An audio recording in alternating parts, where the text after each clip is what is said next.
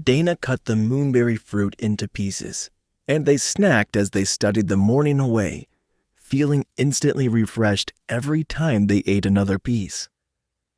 The tree only had a dozen or so fruits, so it wouldn't be possible to eat them every day, but one every off day to wipe away the stress and fatigue of the week didn't sound bad at all.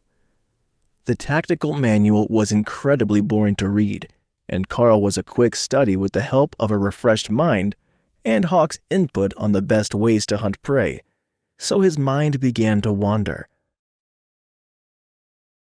There were so many different plants here, and while he had looked through the journal, he didn't memorize the use of all of them, especially the ones that didn't have any fruit on them at the moment. So he switched books, reading through the details of the journal on the greenhouse instead, and discovering that there were a lot more fruits like the moonberry. But most importantly, there were a variety of teas, tonics, and potions that could be made with the various plants, though some required a particular magical affinity. The previous resident had been what the seniors called a witch, and she had been quite adept at brewing potions. But Karl had very little experience with that. His kitchen at home wasn't big enough for more than one person to work in at a time, so he hadn't ever tried to usurp his mother's position making breakfast, and 2 of his meals a day were provided by the school and the mine, respectively, pre-cooked and ready to eat. That was one of the advantages of working a short shift in the mine yard after school. You got a guaranteed hot meal, and it would be portioned for a hard-working adult. As he searched through the textbook, he noticed that Dana was getting increasingly excited and beginning to glow slightly with some sort of magical effect. She had already learned one spell other than her initial magic since she arrived at the academy, and it looked like she was about to grasp another. He didn't actually know how fast spells were usually learned, but from the chatter in the common areas and cafeteria, it sounded like most of the students were still working on their initial spell, trying to master it before moving on. But according to the cook and the guard on the train, everyone had different capabilities. So maybe Dana was one of the fastest learners? The cook made it sound like he had never managed to get through even the basics of the spells he could have learned, due to a lack of aptitude. But she seemed to be the opposite. The easiest way would be to just ask, "You're really moving through the spells. On to a 3rd one already," Karl remarked. Dana looked up and smiled. "I've got an excellent memory, and while my power isn't as strong as some of the others, I am excellent at new magic. I had my first spell under control before we even left the train, but casting it twice was all I could do. Now I can get a 3rd casting in, or I can channel the fog slowly, but Gil, the strongest in our class, can cast 5 magic arrows at a time and do it repeatedly. His power is insane, but he's still having trouble controlling the direction and stability of the arrows.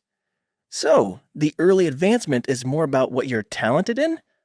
I can see how having lots of power but no control would become a problem rather quickly in class, but having too little power, like the cook on the train, means that anything else doesn't really matter. They must have high hopes for you if they're setting you up to be a public figure, though," Karl suggested. Dana rolled her eyes. "The dance instructor said that it's because I'm a fast learner. You don't need to be really powerful to be famous, you need to be versatile. As long as I can make it to the upper end of Awakened before I graduate, it should be fine. But Ascended would be best, according to the choreography teacher." Karl chuckled, and Dana raised an eyebrow at him. "What do you think that they're training you for? Not many get a dedicated tutor, and you've got a whole dedicated class schedule. They're obviously grooming you for something special." He shrugged. "The first thing that they told me on the train was that it would be better to have a golem to fight for me, and that's how they want to guide the combat mages who can learn it. So they're probably hoping that I will join the military or the government to do monster control. I don't really have a skill set that is good for much except combat or scouting, so that's most likely the only thing that they could think to do with me, And it's a unique class, so I don't even fit into the regular courses. Dana thought about it for a while. Hawk learned another skill after you got him, right? I heard from the second-year mages that he can use wind barrier. Maybe you can teach him to use more skills, or you can learn to use more monster skills. That might make you more versatile. If you could do something like using the ability of the ascended version of that cooling aloe plant, you could heal wounds. That would make you into a top medic all on its own. Karl looked at the plant. That thing can heal wounds? Dana shook her head. No, that one can treat rashes, sunburn, and numb pain a little. It's really useful, but it's a common-grade magical resource. They sell it at the drugstore and in the supply room downstairs.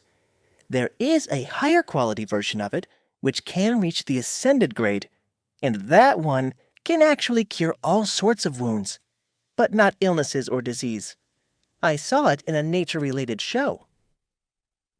Karl's family didn't own a television, so he only ever watched what was on in public, and that was rarely a nature documentary.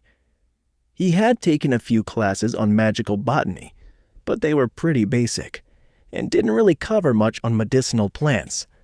They were more concerned with the ones that might kill you if you happened across them in the wilderness.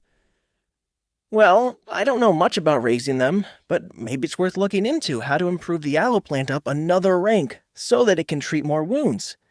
There are plenty of special plants here, but the guide that came with the greenhouse said that they're almost all edible ones, snacks for residents. Karl explained. Snacks that might help their abilities grow, but still snacks.